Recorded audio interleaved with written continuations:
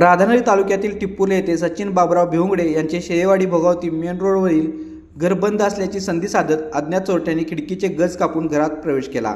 घरातील सोन्या चांदीचे दागिने आणि रोख रक्कम असा तब्बल 5,86,500 रुपयांचा मुद्देमाल चोरून नेल्याची घटना समोर आली आहे। ही चोरी 10 ऑगस्ट रात्री 11 वाजल्यापासून 11 ऑगस्ट रोजी सकाळी 6:30 पर्यंत घडल्याचा अंदाज आहे। चोरट्याने घराच्या हॉलमधील खिडकीचे गज कापून आत प्रवेश केला। त्यानंतर सोन्या चांदीचे दागिने तसेच 1,12,000 रुपयाची रोख रक्कम असा एकूण 5,86,500 रुपये किमतीचा मुद्देमाल लंपास केला आहे। घटनेची माहिती मिळताच राधानगरी पोलिसांसह फॉरेन्सिक लॅब पथक तसेच श्वान पथक घटनास्थळी दाखल झाले।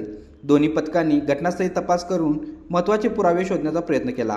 या प्रकरणी राधानगरी पोलीस ठाण्यात अज्ञाताविरोधात गुन्हा दाखल करण्यात आला आहे। दरम्यान पोलिसांकडून अज्ञात चोरट्याचा शोध घेण्यासाठी तपास सुरू असून फॉरेन्सिक आणि श्वान पथकाच्या तपासातून मिळालेल्या माहितीच्या आधारे चोरट्यापर्यंत पोहोचणे पोलिसांसमोर आव्हान आहे। लाईव्ह मराठीसाठी मुरगुडहून सर्जेराव भाट।